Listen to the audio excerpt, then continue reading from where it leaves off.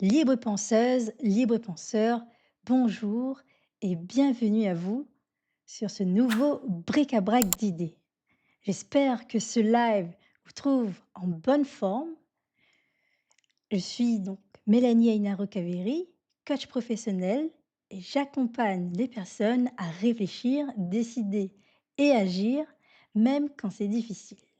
Et aujourd'hui, comme le titre de la vidéo vous le dit, donc nous avons avec nous une invitée. Sans plus tarder, allons l'accueillir. Bonjour et bienvenue Aurélie. Bonjour Mélanie et merci de m'avoir invitée. Bien, avec grand plaisir. Aurélie, peux-tu te présenter? Oui, donc moi je suis donc Aurélie, je suis une ancienne infirmière libérale et du coup, je suis arrivée à un moment donné de ma vie où, j'ai fait appel à un coach pour, mon parcours de vie, professionnel, ayant fait un burn-out et en découvrant le coaching pour moi-même et en résolvant, mes petits problèmes, j'ai décidé à mon tour, de devenir coach du coup. Et d'accompagner, du coup, dans un premier temps, j'ai accompagné les gens, sur du bilan de compétences et puis petit à petit, je me suis rendu compte qu'il y avait des petits blocages plus subtils et du coup, je me suis spécialisée plus en tout ce qui est, blocage invisible et surtout pour les personnes neuroatypiques. Enfin, c'est la plupart de mes des personnes que j'accompagne, des entrepreneurs et des dirigeantes sur, la prise de décision, la visibilité, le syndrome de l'imposture, plus sur un parcours de vie que j'ai moi-même traversé. Et justement, on en parlait tout à l'heure, mais sur les apprentissages que j'ai faits et les erreurs que j'ai faites pour moi-même. D'accord. Et est-ce que tu peux nous dire un peu plus sur les blocages neuroatypiques?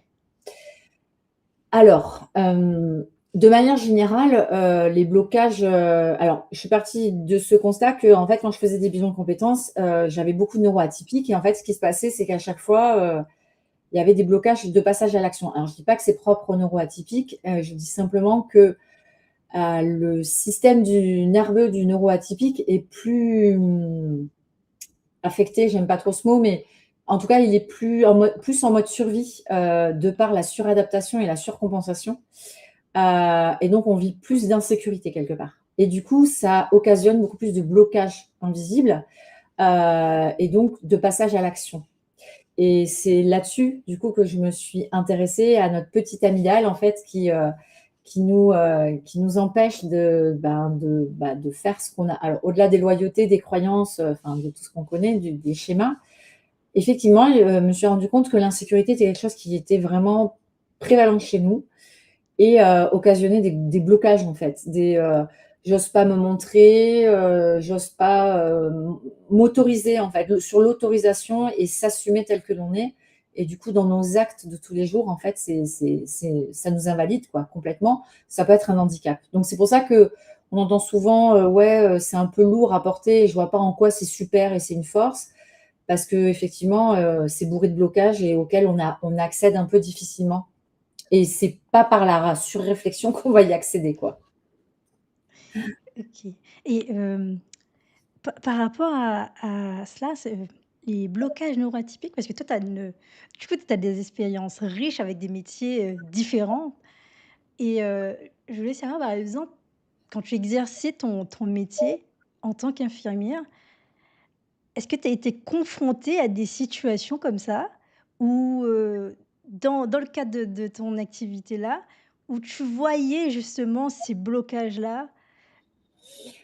Alors, déjà pour moi-même, hein, on va pas se mentir, je les avais énormément, pour poser mes limites, pour dire ce que j'avais à dire de manière, entre guillemets, «intelligente», c'est-à-dire, sans rentrer dans la confrontation. C'est-à-dire, j'étais où je fuyais le conflit parce qu'il me faisait peur, ou quand j'y rentrais pas du tout de manière appropriée, avec tout ce que ça comporte aussi dans la dysrégulation émotionnelle. Dans le don de soi, version, enfin Mère Teresa parce que, c'était ma manière à moi de me convaincre que j'avais de la valeur, dans ce perfectionnisme qui m'invalidait, donc ne serait-ce que pour moi-même. Et ce qui est bizarre, c'est que je les voyais surtout chez mes collègues qui s'épuisaient, et je le voyais pas pour moi. Ouais. Et je pouvais le voir dans la prise en charge, thérapeutique de patients puisque du coup on a un versant éducation thérapeutique et effectivement je me suis interrogée, mais évidemment à ce moment-là j'ai pas été au bout de la démarche. Aujourd'hui par contre ça serait intéressant d'y retourner, mais effectivement je m'étais interrogée sur pourquoi certains patients sont compliants, observants et comprennent l'intérêt, et donc du coup sont disciplinés, j'ai envie de dire, et prennent leur traitement et pourquoi d'autres pas? Et aujourd'hui, avec le recul, avec le bagage que j'ai en neurosciences et tout, je repense des fois à certains patients et je m'imagine à avoir une autre méthode et d'autres manières pour arriver à mes fins, qui prennent leur traitement. Mais en fait, en tout cas, pour comprendre effectivement, enfin, pour pouvoir les aider dans ce blocage-là, ouais. Mmh. Mmh. Je trouve que c'est une perspective intéressante aussi de enfin, moi, en tout cas, je me questionne beaucoup aussi de comment, j'allais dire le monde extérieur, c'est-à-dire, en dehors de l'accompagnement, en dehors du coaching parce que, nous, surtout en tant qu'accompagnants, ac oui, en tant que accompagnatrice, accompagnateur, en tant que coach, beh, c'est vrai qu'on a une sensibilité, en tout cas, à voir, à détecter aussi les différentes contraintes d'apprentissage et à rechercher. C'est-à-dire, heu, on sait bien qu'il y a des troubles 10, qu'il y a des neuroatypies, ce genre de choses et donc j'allais dire ça nous amène à développer, en tout cas, des stratégies pour faciliter les choses et permettre. Mais ce que je me demandais, c'est, ouais, voilà, pour les autres professions, justement, les autres professions, est-ce que ce sujet-là, est-ce qu'il est aussi, connu, aussi, pris en compte? Ou est-ce que Non, pas vraiment. comment il Ouais, est traité, en fait? Parce mal. que derrière ça, il y a le traitement des personnes, par la Ouais, suite. ben, justement, c'est un gros problème parce que, en fait, c'est en ça que du coup, on a besoin souvent les neuroatypiques d'être indépendants pour éviter de se confronter à tout ça. Mais effectivement très mal parce qu'en fait, déjà on représente pas beaucoup de pourcentage de la population, donc on est confronté à tout l'autre fonctionnement. Et souvent, moi, je vois en séance, elles me disent: «Je sais pas si tu as compris la phrase que je viens de dire», mais ouais, parce que j'ai le décodeur intégré, donc j'ai compris la phrase qui, d'un point de vue extérieur, ne veut rien dire. Mais moi, enfin, voilà, je parle le même dialecte, j'ai envie de dire. Et c'est vrai que quand je tombais sur un patient neuroatypique, euh, bon, clairement, on se reconnaît entre guillemets entre nous naturellement. Enfin, je veux dire, il n'y a pas besoin d'une étiquette. Par contre, ce qui est assez intéressant, c'est de voir que mes collègues, par exemple, ne réagissaient pas du tout pareil. Et vite, ça les gonflait. Enfin, là où elles voyaient que des choses, oh là là, qu'est-ce qui me gonfle, lui, nana, machin, ou tout ça et tout. Moi, je n'avais pas du tout la même perception et la même analyse. Et c'est vrai qu'on ne se rend pas compte que ça peut être bloquant ne serait-ce que dans une prise en charge médicale. Bon, on parle même pas du burn-out que ça peut générer, parce qu'il faut savoir qu'on est prédisposé à ça aussi. Et une incompréhension dans l'équipe. Donc, sans dire absolument je suis TDA, je suis HPI, je suis machin, je suis hypersensible, juste savoir exprimer ses besoins et ses limites et sa façon de fonctionner, effectivement, permet à l'autre une meilleure lecture. Et je pense que faire des ateliers dans les entreprises pour expliquer comment on travaille avec un neuroatypique, comment on peut, entre guillemets, s'en servir aussi de cette neuroatypie, ça serait un sujet fort intéressant pour éviter la perdition, parce que c'est souvent une perdition, parce qu'on enlève de la créativité, on enlève une pensée arborescente, on enlève tout ça aussi derrière, quoi. Mmh. Et surtout ça génère aussi des incompréhensions. Enfin, comme tu as dit tout à l'heure, tu as des collègues, qui Ah disent: oui. «Oh, il me gonfle». C'est-à-dire, et enfin, il y a quelque chose surtout aussi que j'ai observé aussi, c'est-à-dire en en tant qu'individu et même, enfin moi j'ai pas un détecteur de neuroatypie ou ce genre de choses. Mais ce que je veux dire en tant qu'individu, d'une personne à une autre, sur un mot, une idée, on ne fait pas les mêmes associations d'idées et donc quand il y a ça et si il y a pas cet effort de questionnement, de poser la question ou alors, surtout quand on fonctionne sur un modèle prédictif qui ici ne matche pas avec ce qu'il y a en face, effectivement, il y a des risques C'est ça. de confrontation, enfin de voilà, de confrontation, de difficultés relationnelles, j'ai envie de dire. Ouais et ça va plus loin, ça peut même aller plus loin parce qu'on se trouve aussi, nul, clairement, quand on est la personne qui n'est pas compris. On peut se remettre en question, enfin la phrase qui revient souvent parmi les clients que j'accompagne, c'est souvent, «Le problème, c'est moi». Voilà, Mmh. c'est voilà. La personne devient le problème. C'est pas la personne en face qui a «mal réagi» entre guillemets ou qui n'a pas su prendre de la distance par rapport voilà, c'est non forcément c'est moi le problème et c'est moi qui m'a fait quelque chose. C'est ça en fait la réalité aussi et c'est ça qui est compliqué. Je me rappelle d'une cliente que j'avais accompagnée dans le cadre d'un bilan de compétences à ce moment-là et en fait, pour elle, c'était elle le problème, c'était elle qui était pas assez intelligente pour le poste qu'elle occupait et à aucun moment elle s'est dit: «Peut-être que mon chef m'a pas forcément bien expliqué, ce que j'allais devoir faire» et du coup, au lieu de lui exprimer: «Ben, je comprends pas trop le tableau que vous me demandez de faire», ben, moi, j'ai tout de suite dit: «Je suis nulle, j'y arrive pas», je et du coup, après derrière avec tout ce que ça comporte, quoi. Et Mmh. c'est ça aussi la difficulté, c'est que cette incompréhension peut entraîner du conflit, peut entraîner mais aussi peut entraîner, de la enfin, une grosse atteinte à l'estime, quoi, de la personne en face. Mmh.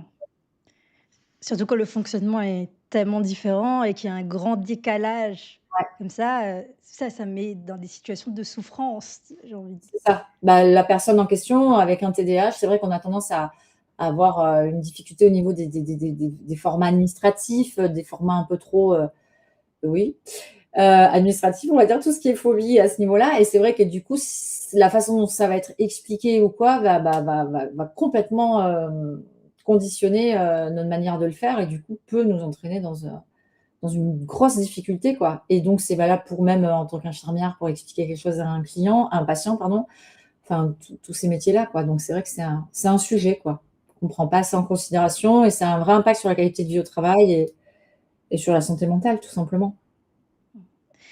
Donc au moment où tu étais infirmière, tu avais déjà, ces questionnements-là, mais ce questionnement-là déjà par rapport finalement à tes patients et toi aussi tu avais enfin des questionnements aussi sur toi aussi? C'est ç par Ah oui, rapport à oui? sauf que moi, je n'avais absolument pas conscience que j'étais neuroatypique. Mmh. Je voyais bien que j'étais pas comme tout le monde, je voyais bien que mais en mode, c'est moi le problème, voilà. C'est moi qui fais pas les choses correctement et effectivement, je rêvais d'être comme tout le monde. Je rêvais d'être comme elle parce qu'elle est comme ça, d'être comme lui parce qu'il est comme ça. Je rêvais que de choses extérieures, mais à aucun moment ce que j'étais, ne m'allait.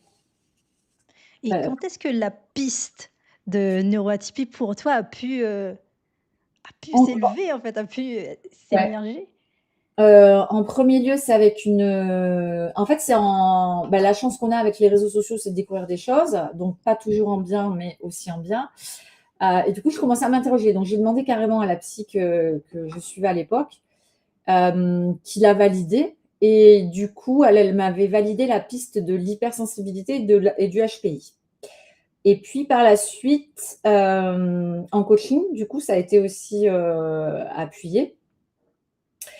Et puis par hasard, le TDAH, là c'est un point de vue personnel parce que quelqu'un a dû faire un test, enfin bon bref et en fait là j'ai dit: «Waouh» et en fait du coup effectivement, je me suis plus intéressée, du coup au TDAH donc j'aurais plus le TDAH et le HPI que l'hypersensibilité.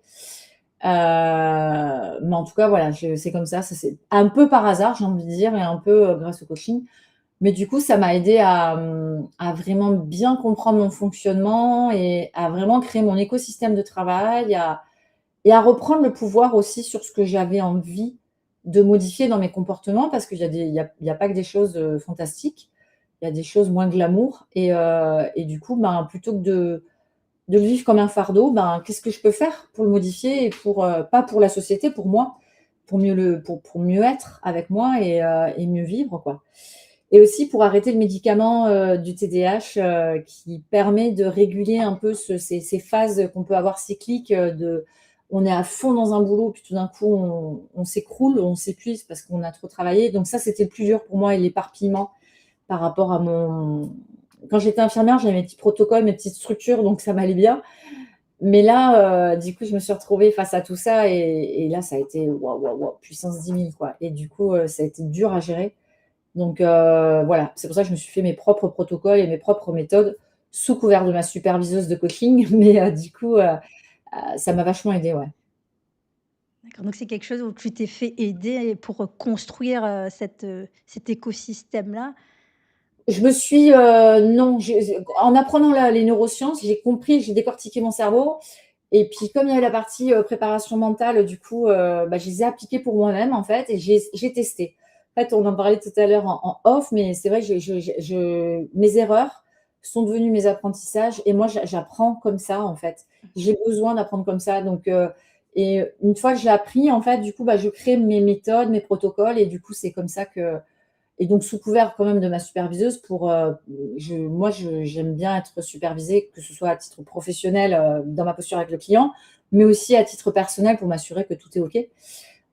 Et du coup, ben, c'est aussi dans ce côté-là que je me suis fait accompagner pour m'assurer que c'est valable, que ce soit valable, en fait. Bah, en tout cas, moi, ça m'a permis d'arrêter mon médicament et de trouver mon équilibre, en fait et de beaucoup mieux vivre ma neuroatypique. Et cet apprentissage-là, parce que tu parles d'erreurs aussi et les Ouais. erreurs, voilà, c'est là, on le dit comme ça, quand on n'est pas dedans, quand on n'est pas dedans, ça a l'air, voilà, on sait que c'est une source d'apprentissage précieuse qui offre des retours d'informations. Mais, hem, comment toi, tu as vécu ce parcours-là, Mes erreurs? ouais, Pas facile, pas facile du tout parce que déjà mon burn-out, je me suis reconvertie. Mes erreurs, elles ont commencé alors au-delà du burn-out, là, je me suis pas trop rendu compte que j'avais fait des erreurs. Bien, je me suis dit: «Bon, bah, j'ai fait un burn-out, de toute façon, c'est le mal du siècle, basta». Par contre, quand j'ai fait mon coaching, j'ai commencé à comprendre, bah, que c'était moi la responsable, hein, de mon burn-out. C'était pas que le système de santé. Donc prendre sa responsabilité, c'est jamais, évident. Et en fait, après, quand je me suis reconvertie, j'ai fait cette erreur de me reconvertir sans avoir notion de certaines choses, notamment le système nerveux, mon système nerveux. Je l'avais pas régulé, je savais pas que j'étais encore en mode survie et du coup, forcément, ça m'a encore plus impacté sur après l'entrepreneur que j'étais devenue, la coach que j'étais devenue. Pas avec les clients, mais avec moi, mon écosystème. C'est-à-dire, c'est là que mon TDAH s'est dévoilé et c'est vrai que j'avais pas cette notion, j'arrivais plus à trouver mon équilibre, j'arrivais plus à trouver de plaisir dans ce que je faisais, entre les réseaux sociaux, enfin, voilà, je pense que tu sais ce que c'est aussi, mais on n'est pas que coach, on a aussi, tout l'à côté. Moi, c'était tout l'à côté qui me posait vraiment un énorme souci et j'ai pas vu que mon mode mon système nerveux était en train de s'emballer et ça a été mon erreur numéro un, on va dire. Et c'est là que j'ai vraiment appris ce que c'était qu'un système nerveux apaisé, comment on régule un système nerveux et quel intérêt ça avait. Et du coup, ben, après ça, je l'ai vu avec les neurosciences et tout. Donc du coup, après, j'ai pu, évidemment, une fois que tout ça, ça s'était bien apaisé, j'ai pu derrière, faire mes petits protocoles sur, moi, bah, justement mes difficultés au quotidien et du coup aller regarder chaque difficulté au quotidien, voir comment je pouvais, faire différemment, et l'adapter à mon écosystème de travail. Du coup, tester, bah, ça c'est bien, ça je garde, ça j'enlève. Voilà, et c'est un peu ça aussi que du coup je teste avec enfin que je teste, que je donne aussi à mes clients, c'est on fait un protocole, on teste, on ajuste, on refait, enfin voilà, pour que la personne s'approprie son propre protocole Mmh. et ses propres outils. C'est ce que j'ai fait pour moi-même et c'est là que. Mais mon erreur, je dirais ma plus grande erreur, ça a été ce système nerveux. Je n'avais pas cette notion-là. Je le pressentais malgré tout, parce que je me rappelle avoir dit à un de mes formateurs coach, mais finalement, tant qu'on n'est pas sécurité à l'intérieur, on ne peut pas débloquer mentalement certaines choses. Ce à quoi il m'avait répondu: «Moi, je vois pas de quoi tu parles» et en fait, je me suis vraiment ouais, voilà, j'avais halluciné. Le délire. moi, c'est la sensation que j'ai qu'on a besoin d'être en sécurité à l'intérieur et que ça passe par ça et Mmh. mais en fait, si, en fait, ça passe vraiment par ça, en fait. Parce que ça va débloquer effectivement le cerveau prédictif, tout ça et tout, OK, mais en fait, il y a la de base la mémoire corporelle aussi, quoi, le système, nerveux, quoi et ça, je l'avais pas du tout, hem, réfléchi. Pour moi, le burn-out était passé par le temps, j'allais mieux, machin, mais pas du tout, mais pas du tout. Mais tu t'es rendu compte ça de comment? Toi, que ton système nerveux était Bah, je voyais, que déjà je me suis formée à la qualité de vie au travail pour les entreprises et donc j'ai fait mon propre autodiagnostic pendant cette formation et j'ai halluciné de voir mon radar plaisir, proche de 0 quoi et là je me suis dit: «Waouh, il y a un souci là» et mmh. parce que c'est très important pour moi, surtout pour un TDAH, hein et en fait, du coup, c'est là que j'ai dit: «Mais qu'est-ce que» enfin voilà et j'ai repensé tout mon écosystème et là quand j'ai vu qu'effectivement j'avais, tu vois, de l'affolement par rapport à certains trucs, je commençais à ressentir, comme pas de l'angoisse, mais si, mais j'aurais pas dit ça à ce moment-là, tu vois? Il y avait des choses quand j'allumais, Instagram, ça commençait à m'angoisser, quand, il y avait des petites choses comme ça qui commençaient à me suis dit: «Mais attends, mais c'est enfin, tu fais un métier que tu adores, tu as changé de métier, tu as changé de vie, mais c'est pas normal, en fait, quoi. Tu as des clients, pourquoi, en fait, qu'est-ce qui se passe?» Mais en fait, oui, mon système nerveux était resté et du coup, je m'autorisais pas non plus à faire certaines choses que du coup, j'étais bloquée sur certains paramètres, ne serait-ce que d'aller, répondre à un message et de m'autoriser à relancer un client ou des petites bah, me montrer aussi sur les réseaux. Des blocages en fait que j'avais pas notion que c'était mon système nerveux qui me disait: «Hop, hop, hop, tu en as trop fait la dernière fois, donc je te maintiens ici parce que comme ça, tu restes tranquillou et milou, quoi». Et j'avais plus cette patate que je pouvais avoir avant et je comprenais pas, quoi. Et donc c'est comme ça que je m'en suis rendu compte. D'accord et enfin, tu as parlé justement de plaisir qui était venu à 0, ce qui est quand même fort, de dire ça. C'est-à-dire surtout que quand on se met à son compte, c'est parce qu'on suit, quelque chose enfin, voilà, c'est pas par hasard, on va dire et j'avais une question par rapport parce que de comment j'ai entendu de ton cheminement, je vois un peu comme une chercheuse aussi quelque part, voilà, qui va se nourrir des apports, des chercheurs des neurosciences, qui va se nourrir des di de différents et qui va aussi regarder, ses stimuli aussi finalement quelque part. Heu, bah, par exemple, ah bah, là je me sens pas bien parce que, bah, il y a Instagram, bien là il y a les efforts là, bah, ça a été trop, enfin là il y a des conséquences sur sur, voilà, sur il y a d'épuisement quoi, voilà, il y a de la fatigue, il y a et je me demandais dans cette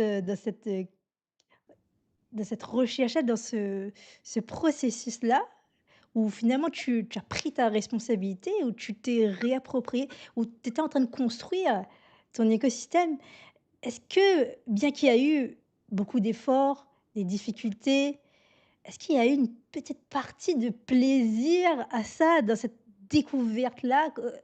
Comment ce Ouais, alors après ça, c'est vraiment ma là, c'est l'infirmière, hein. J'aimais ça, je travaillais aux urgences et en réanimation moi, donc en fait, c'est la recherche toujours de la chercheuse scientifique, le côté détective privé, ça, je prends beaucoup de plaisir. Donc ça a pas été, du tout, du tout, pas du tout une problématique. C'est au contraire, c'est à un moment donné, je me suis dit: «De toute façon, bah, il faut que je regarde quoi, il faut que j'y aille parce qu'il faut que je sache concrètement ce qui se passe» et puis, ben, affronter aussi, s'affronter pour dire, bah, où j'arrête, où je bon, il y a peut-être tu peut-être fait une erreur, de choix et puis tu t'es peut-être fait des films. À un moment donné, je me suis dit ça, je me suis dit: «Finalement, tu voulais la liberté, tu voulais», parce que c'est vrai quand on devient, enfin, j'étais déjà à mon compte, hein, quand j'étais infirmière libérale, mais l'inconvénient, c'est qu'on a nos 365 jours par an de continuité de soins qui ne nous fait pas dire qu'on est à notre compte, enfin, qu'on est entrepreneur, mais bon, bref. On n'a pas cette liberté, je veux dire. Mais en fait, quand je me suis peut-être, enfin voilà, j'osais me dire, bah écoute, peut-être que tu as fait une erreur, mais en tout cas, bah ça vaut le coup d'aller regarder ce qu'il y a derrière, quoi, pour que tu t'affrontes et que tu compares. Et parce que je sentais aussi que c'était bah, j'avais déjà fait un premier travail et je sentais qu'il fallait que j'en fasse un second, quoi. C'est pour ça que le coach, enfin, je pense que tu dois l'avoir aussi avec tes propres clients, mais bah, on règle quelque chose, mais quelque part, des fois, ça amène après à une autre découverte qui demande à être réglée aussi et c'est un chemin, hein, de toute façon, donc voilà, donc j'étais sur mon chemin et prête à y aller, quoi. Donc mais je l'ai pris avec pour le coup, du plaisir et même si c'est inconfortable, parce que c'est inconfortable quand même, on va pas se mentir, de regarder en soi et d'aller s'introspecter, mais bon, je savais que c'était pour la bonne cause, quoi, que là, je j'allais pas rester comme ça, c'était pas possible, quoi. Comme tu dis, j'étais en train de me re-épuiser et ça, par contre, c'était beaucoup plus inconfortable dans mon esprit de me dire: «Non, là, c'est pas possible, tu es pas en train de refaire la même chose». Enfin, ça, c'était pas possible pour moi, quoi et donc je me suis dit: «Mais pourquoi? Qu'est-ce qui se passe, quoi?» Et il y a une question parce que là, voilà, il y a les découvertes, mais il y a une question aussi et ça c'est, des questions dont la réponse diverge selon les personnes, surtout quand il y a une neuroatypie. C'est: «Est-ce que je le dis Mmh. aux personnes autour?» Surtout que quand on a connu des situations de souffrance, où on a vu qu'on n'a pas pu faire confiance avec, des personnes, où ça peut être instrumentalisé pour, que sais-je, voilà, qui ou juste, bah, pour, entrer dans les stigmates, j'ai envie de dire, quelque part. Parce Ouais. que, par exemple, notamment dans les situations de handicap, heu, moi, j'ai déjà entendu des choses comme ça: Elle est cotorep». Heu, c'est mais c'est pas une affirmation comme ça, c'est on en rigole et dans la situation, la personne n'était pas, voilà, c'est un peu une c'est en fonction finalement du regard, des préjugés, des peurs qu'il peut y avoir par rapport au vécu, par rapport aussi, bah, à ce que la personne peut prédire. Toi, quelle est ta vision là-dessus sur, est-ce qu'il y a j'allais dire le coming out, sur le coming out, de du neuroatypique? Ben, alors je dirais que c'est vraiment propre à chacun, c'est vrai et ce que tu dis est très juste, c'est dans la manière dont on s'assume vis-à-vis du regard de l'autre. C'est-à-dire que moi, j'accompagne vraiment les blocages, invisibles, mais moi, ce que j'accompagne particulièrement, c'est l'autorisation. Parce que la plupart des femmes, quand elles enfin, je dis des femmes, désolée pour la personne que j'ai accompagnée ce matin qui était un homme, mais c'est cette autorisation que l'on a d'être ce que l'on est et de faire ce que l'on a à faire, en fait, d'honorer notre vie, hein, tout simplement, à la base et en fait, quelque part, dans cette autorisation, bah, il y a cette fameuse réponse à cette question: «Est-ce que du coup, je m'autorise à le dire ou pas et à quoi ça me sert de le dire?» C'est surtout ça, j'ai envie de dire. À quoi ça va te servir? À quoi ça te sert? Moi, aujourd'hui, je le dis quand, par exemple, si je prends, le cas d'un organisme avec lequel j'ai travaillé, qui m'avait donné les instructions par PDF. Je m'en rappellerai toute ma vie. Je ne comprenais rien au PDF, mais vraiment, hein, je ne comprenais rien. J'avais beau le lire, le relire, en plus des pavés comme ça, donc mon cerveau, il a vite fait dire: «Oh là là, ça va être trop long, c'est chiant, voilà, j'ai plus envie de lire» et donc du coup, je me suis autorisée à lui dire: «Écoutez, j'ai pas un cerveau qui fonctionne comme tout le monde. Je vais être capable de comprendre des choses là où 80 des gens ne comprennent pas et à l'inverse, sur des trucs qui peuvent paraître bêtes et futiles, mon cerveau n'est pas équipé pour. Donc est-ce que c'est OK pour vous de m'expliquer différemment?» Moi, ça m'a dans cette situation-là, par exemple, ça m'a servi parce que j'avais pas honte de ce que j'étais et quelque part dans ma tête, je sais que, il y a des fois, je devais lui expliquer des trucs. Pour moi, ça paraissait tellement évident. Je l'ai pas traité de bête et je l'ai pas trouvé bête. Je me suis dit: «Bon, il a pas le cerveau qui est fait comme moi, c'est tout». Donc je me dis: «L'autre personne, après tout, est capable de le comprendre» et puis voilà. Donc j'ai pas mis, d'étiquette, quoi qu'est-ce, j'ai expliqué que mon cerveau fonctionnait différemment. Ça peut arriver aussi quand on me dit: «Tu es trop sensible», par exemple, quand on me dit: «Oh, de toute façon, toi, tu es trop, trop, trop, trop, trop» ou «Tu es pas assez». Je renvoie facilement la phrase aussi, en fait je renvoie facilement à la personne aussi sa propre responsabilité vis-à-vis de ça. Donc j'ose aussi facilement me dire quand je me fais accompagner justement, notamment en coaching par rapport à des problématiques professionnelles, je veux dire sur du business ou du marketing ou des choses comme ça, je m'autorise à dire à la personne: «Bah, mon cerveau est fait qu'une idée en amène 350 000, donc du coup, j'ai besoin de pas que tu m'éparpilles davantage parce que sinon, alors là, toutes les 2, on va pas faire quelque chose de fantastique». Voilà, donc tu vois? Sous des formes comme ça, sans mettre d'étiquette parce que par contre, j'ai remarqué quelque chose qui est vrai et du coup, je travaille avec quelqu'un en lien avec ça. Il a sorti une nouvelle application et qui travaille avec des psys, par rapport à ça et je trouve ça bien. C'est qu'on est ni que TDAH, ni que HPI, ni que TSA, ni on a un peu Mmh. de tout et moi, je vois mon mari, il est TDAH aussi et on n'a pas la même forme de TDAH.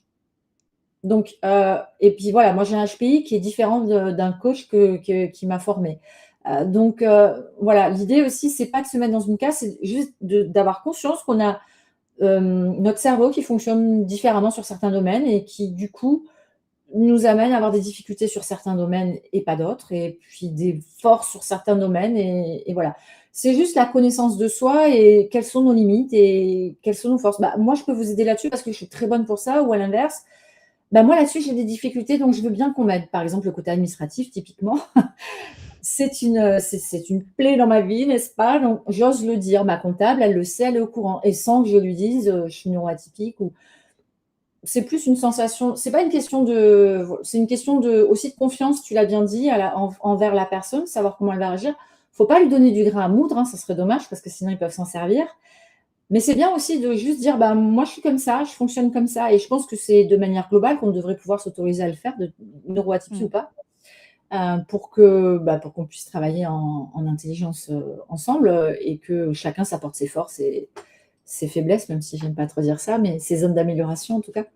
Donc voilà, c'est plus sous ce couvert-là. Mais quelquefois, ça peut aider sans se ranger sous le couvert de. C'est-à-dire, oui, j'ai mes émotions un peu difficiles à gérer parce que je suis TDAH et j'ai de la dysrégulation émotionnelle. Non, à un moment donné, peut-être que tu as la dysrégulation émotionnelle, mais tu as aussi cette capacité à prendre le pouvoir sur ça. Voilà. Je ne sais pas si Donc j'ai répondu à ta question. oui, et quelque part, j'ai envie de dire, ça rejoint aussi, enfin, au-delà de la neuroatypie, je veux dire, qui va réunir donc finalement, chaque personne, ou bah, chaque personne en fait, a, enfin, ce questionnement-là, doit avoir ce questionnement-là de déjà, comment elle pose ses limites, qu'est-ce qu'elle exprime pour pouvoir se faciliter les choses aussi, pour pouvoir progresser. Bah, au-delà de ces différences, parce que surtout quand on voit que de l'autre côté, ça ne fonctionne pas, de la même façon, et que là, ici, il y a, un besoin particulier, quelque chose. Donc finalement, j'ai envie de dire, c'est quelque chose aussi, bah, qui concerne aussi, j'ai envie de dire, bah, voilà, enfin, c'est l'humain, quoi. Cette question, Ouais, tout à fait. L'important, c'est finalement, la neuroatypie permet, quand on veut régler ça, parce que la plupart du temps, c'est ça, quand on veut régler, ça et la neuroatypie, du coup, on apprend à mieux se connaître, plus que finalement, quelque part, un neurotypique qui va peut-être pas faire cette démarche parce que lui, il a pas les mêmes problématiques. mmh, Donc le neuroatypique va facilement faire cette démarche-là parce qu'il veut bien vivre avec lui, parce que c'est ça la difficulté, c'est bien vivre avec nous. Donc nous, on va s'autoriser plus facilement, effectivement, à un moment donné, à dire, bah voilà, moi je fonctionne comme ça, nanana, nanana, nanana. Mais c'est vrai que ça devrait, comme tu le dis, ça devrait être un petit peu l'humain de manière générale, dire, bah voilà mon besoin, voilà comment je suis, et toi, explique-moi pour qu'on cohabite, quoi, qu'on travaille. Mais c'est vrai que quand on s'autorise à dévoiler certaines parties de nous sans forcément donner notre étiquette, bah, ça permet, enfin moi je vois là, hier j'ai une fille qui me disait que grâce à ça, elle avait décroché un poste aussi, parce qu'elle a expliqué comment elle travaillait, ce qui était important dans son univers professionnel et tout ça et tout. Ça a été pris en considération, ça a été valorisé parce qu'aujourd'hui c'est valorisé quelquefois dans mmh. certaines entreprises, donc c'est cool. Et du coup voilà, ça permet de se sentir mieux, quoi, aussi, quoi. Mais ça, je pense que ça peut être quelque chose déjà de rassurant, Mmh. d'entendre que, certaines entreprises sont justement ouvertes, bah, à ces différents fonctionnements-là, et que, même un neuroatypique peut trouver une place finalement dans la société. Et j'allais dire quelque chose, j'ai oublié. Mais en tout cas, oui, c'est ça. Je disais, finalement, par rapport à ce que tu as dit, et c'est vrai, bah, quand une personne finalement elle est confrontée à plus de problématiques, elle va être amenée à aller, se questionner, à aller chercher le fonctionnement. Si quelqu'un par exemple, il est pas amené à ça, il aura peut-être pas autant intérêt à aller regarder, son fonctionnement à lui. Bah, c'est ça. Le truc, c'est que nous, on est tellement dans notre cerveau en train de nous poser 25 000 questions, en nous demandant comment on peut faire différemment, qu'au final, on en a tellement marre de réfléchir, tellement marre, que qu'est-ce qu'on fait? Ben, on va chercher de l'aide quelque part, des fois, pour dire vous n'avez pas le bouton stop, vous, pour le cerveau? Parce que moi, je n'y arrive pas toute seule. Et donc, du coup, ça. Et puis, on veut tellement être comme tout le monde qu'on va chercher une solution pour être comme tout le monde, quoi. Donc, ça nous amène plus facilement à nous introspecter et à le faire avec quelqu'un. Mmh. Ce qui est moins valable effectivement chez le neurotypique. Par contre, c'est vrai que la particularité d'un neuroatypique, c'est qu'il va avoir besoin de se sentir compris et en sécurité et surtout pas jugé. Ça, c'est hyper important, quoi. Et c'est pas toujours évident à trouver. Enfin, en tout Mmh. cas, c'est vrai que j'entends souvent je sais pas si tu comprends ce que je veux dire, et aussi ce sentiment de pas savoir s'exprimer et d'être un peu, entre guillemets, «débile» dans sa manière de s'exprimer. C'est dire: «Ah, il va trouver que je suis nulle, que je sais pas parler, je sais pas dire les choses, machin et tout», donc va falloir trouver la bonne personne pour ça, quoi. C'est pour ça que quelquefois ça connecte plus facilement, mais pas forcément qu'avec des neuroatypiques. Quelquefois ça c'est juste, quand on voit beaucoup d'empathie chez une personne, bah, alors là c'est bon, c'est gagné. C'est un peu cette anticipation où la personne a l'habitude de pas être compris ou quelque chose comme ça. Ah mais Je total. sais pas si tu vois ce que je veux dire, mais si tu comprends ce que je dis et c'est-à-dire il y a une espèce d'anxiété, j'ai envie de dire, une anxiété, est-ce que ce que je dis a du sens? C'est tot Est-ce que de c'est toute compréhensible de l'autre? Ah, c'est ça. Mais on a voilà, c'est pour ça qu'on a cette anxiété en nous, cette hypervigilance, cette hyper anticipation de tout. Donc, c'est pour ça que je te dis, le système nerveux, chez un neuroatypique, est très, très souvent dérégulé. Alors, suivant les événements de la vie, bien sûr, mais ça amène forcément à. Et puis, plus on avance dans l'âge, plus ça amène à la dérégulation, parce que forcément, il y a aussi le côté de l'âge, tout simplement, et puis des événements de vie. Mais du coup, c'est vrai que c'est pas assez pris en compte. Alors là, je trouve que sur les réseaux, ça y est, tout le monde s'en empare un peu. Mais c'est vraiment à prendre en considération chez nous, quoi. Parce que c'est vrai que c'est pas anodin, quoi. Voilà. Et Mmh. en tout cas, c'est pas avec du mental qu'on arrive à débloquer certaines situations dans notre cas, puisque du coup, c'est notre corps qui nous fige, et rien que notre corps, quoi. Une fois qu'on a enlevé ça, après, on peut y aller, après, c'est parti, quoi. Mmh. Et là, que enfin, quand tu parles de corps, là, j'ai une idée, je pense à la psychomotricité, enfin, des choses comme ça. Je sais pas si ça Je ne saurais pas te dire, mais en tout ouais. cas, moi, là, je parle plus de ce qu'on peut faire dans la PNL, c'est de le vivre dans le corps, ou ce que tu me demandais, les stimuli, être au fait de son corps. Chez nous, notre corps, de manière générale, hein, le corps nous parle beaucoup plus que le mental d'abord, hein, de toute façon, mais on l'écoute pas. Mais des techniques type plus hypnose, PNL, des choses comme ça, quoi. Mais à viser, enfin, prendre la considération de son corps et le vivre dans son corps pour voir ce que ça fait, et puis pour, pour calmer son amygdale, quoi, tout simplement. Mmh. Alors Et pas, l'amygdale, toi tu es au courant, mais les autres amygdales, quoi. je sais alors, est-ce que toi, tu as eu l'impression qu'il y a eu quelque chose en particulier qui t'a permis vraiment de te sécuriser? Ah, clairement le système nerveux. Moi, ça a été très simple, ça a été mon système nerveux, le travail d'un système nerveux, et je vais pas mentir, c'est de la discipline. Si on ne prend pas notre système nerveux en main, si on ne décide pas que c'est nous qui avons ce pouvoir-là, personne ne peut le faire à notre place. Pour moi, ça passe pas avec quelqu'un qui fait pour nous les exercices. Non, c'est à nous de nous discipliner, de faire nos exercices en conscience. On sait pourquoi, on sait à quoi ça amène.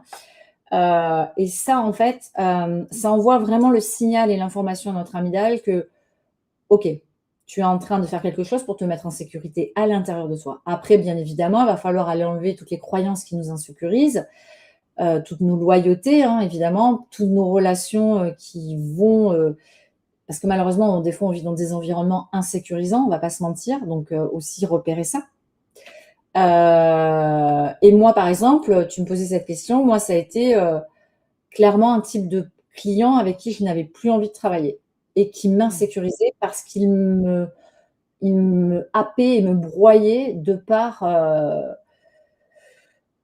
leur fonctionnement, mais parce que j'étais pas la personne adéquate, à ce moment-là. Typiquement, une personne qui ne s'engage pas et qui est assez passive, et dans un coaching, pour moi en tout cas, c'est pas possible parce que c'est pas mon fonctionnement non plus de base. Je suis quand même quelqu'un de plutôt, stimulante, on va dire. Donc c'est vrai que ça va avoir tendance à m'entraîner vers le bas et là, ça peut m'insécuriser assez facilement. OK. Ça aussi, repérer, c'est ça que repérer son écosystème de travail, c'est important aussi, tu vois? Moi, j'ai appris à repérer le type de client que je ne veux pas accompagner, pour que ça n'affole pas, mon système nerveux, quoi, tu vois? Et ça m'a mis en sécurité, vraiment, en fait, et me connecter beaucoup plus à mes besoins et à mon corps, pour que vraiment, en fait, bah, je réponde à mes besoins et en répondant à mes besoins, quelque part, je me sécurise, quoi, puisqu'il y a que moi qui peux y répondre et personne d'autre.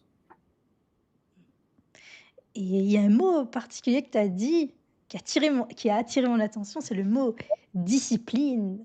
Alors Ouais. discipline, c'est un mot fort et qui parfois peut faire peur aussi. Est-ce Ah, mais je que te rassure. tu peux, m'en dire plus là-dessus sur la discipline?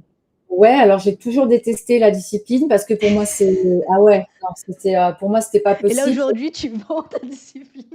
Ouais, pour moi c'est la discipline, l'armée, quoi. J'étais là: «Mais non, mais Ouais, oh là là, mais c'est trop chiant, c'est chiant». Voilà, pour un TDAH, il ouais, faut du plaisir de c'est suite chiant. maintenant et voilà, la discipline pour moi c'était chiant.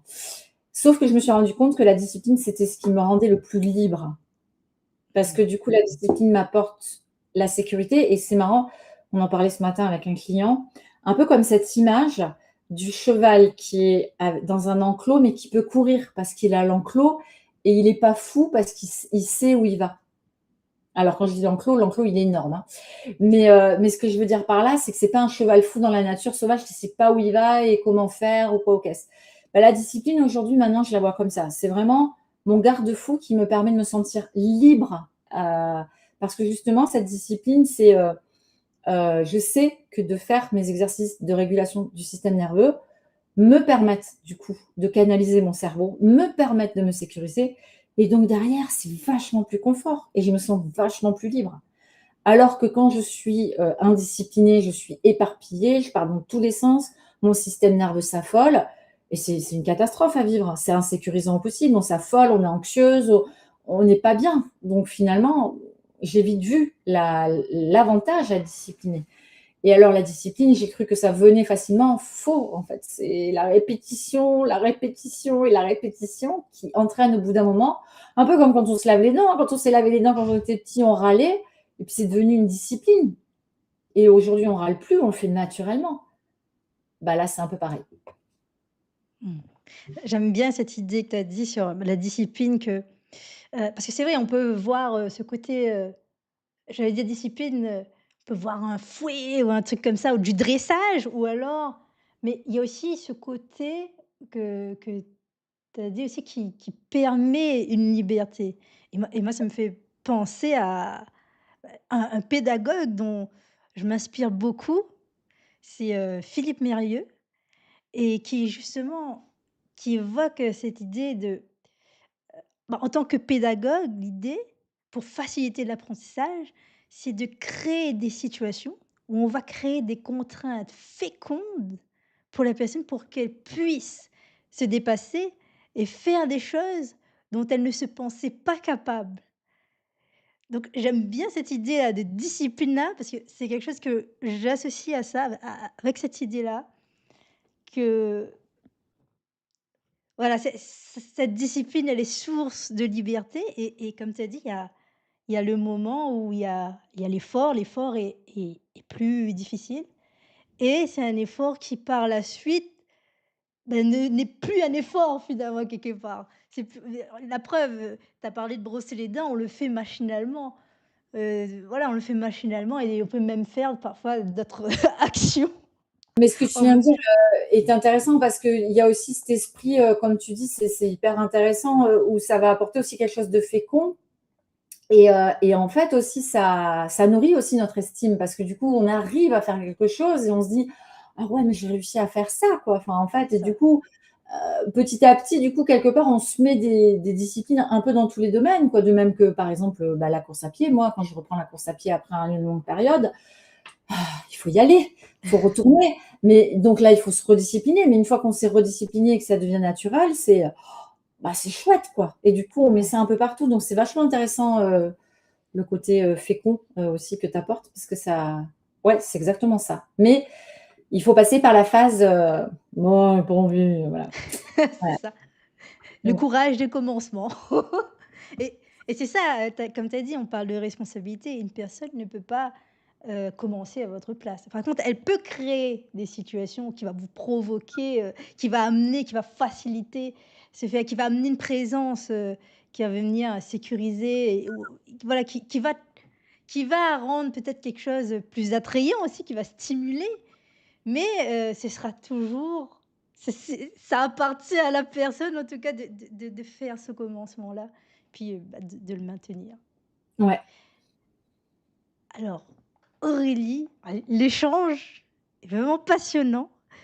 Le live, malheureusement, va toucher à sa fin. Est-ce qu'il y a quelque chose que tu aimerais, rajouter? Et bien, que l'autorisation d'être soi est la plus belle des choses qui peut nous arriver parce que du coup, elle nous permet de enfin vivre la vie qu'on a envie d'avoir et de se sentir libre justement, même si ça doit passer par un moment de prise de responsabilité, de discipline, et d'inconfort, le jeu en vaut la chandelle. Et Mmh. surtout pour un neuroatypique. C'est ça enfin, pour tout le monde, hein, de toute façon, mais peut-être encore plus pour un neuroatypique dans la difficulté à trouver sa place. Eh bien, bah, déjà, enfin, j'aime bien l'autorisation de soi et ce que je trouve, nourrissant aussi, c'est que, bah, il y a des personnes comme toi et d'autres personnes qui viennent, finalement donner, donner, peut-être nourrir aussi une vision, notamment sur, l'innoatypie ou même si aujourd'hui on en parle, il y a des personnes encore qui n'y sont pas encore sensibilisées et le fait enfin, tu parles d'autorisation et quelque part le fait, de prendre position, de donner ça. C'est ce qui permet aussi d'alimenter parce que s'autoriser, avant de s'autoriser, il faut savoir. Il f Ouais, il complètement. faut savoir parce que sinon je m'autorise à quoi finalement? Et voilà, c'est ça je trouve, vraiment, bah, Absolument. remarquable finalement de surtout de parler sur un sujet comme ça qui est pas toujours, simple, qui est pas toujours simple à vivre en société même si, on peut dire, peut-être qu'il y a un effet de mode, peut-être qu'il y a ci, peut-être, mais il y a aussi, des travaux, il y a aussi p d'autres choses, c'est ça que j'ai voulu dire. Ouais, tout à fait, ouais. Ouais. Ouais, c'est oui, c'est un effet de mode, mais d'un côté, sans ça, les gens ne savent pas, tu le dis à juste titre, ne se reconnaissent pas et du coup ne comprennent pas et souvent, bah, ça permet un soulagement. C'est: «Ah mais en fait, peut-être que, C'est moi ça aussi et du coup, je comprends mieux pourquoi» et voilà, déjà là, c'est le début de l'autorisation comme tu le dis effectivement, c'est hyper important. Mmh. et c'est ça. Peut-être que ça donnera envie, aux personnes là qui nous regardent d'aller, peut-être aller, chercher à la recherche des informations pour voir justement qu'est-ce qu'ils vont pouvoir s'autoriser. C'était Tout ça. à fait. Hem, alors Aurélie, s'il y avait un mot que tu voudrais mettre sur cet échange, ça serait quoi? Un mot ou une image? Liberté alors, ouais, ouais, Liberté. ouais. Et bah, moi quand j'ai dit image, j'ai imaginé un poisson et moi ça m'a fait penser à un poisson, je sais pas si tu connais, il y a une espèce de poisson dont goby je crois qu'il s'appelle.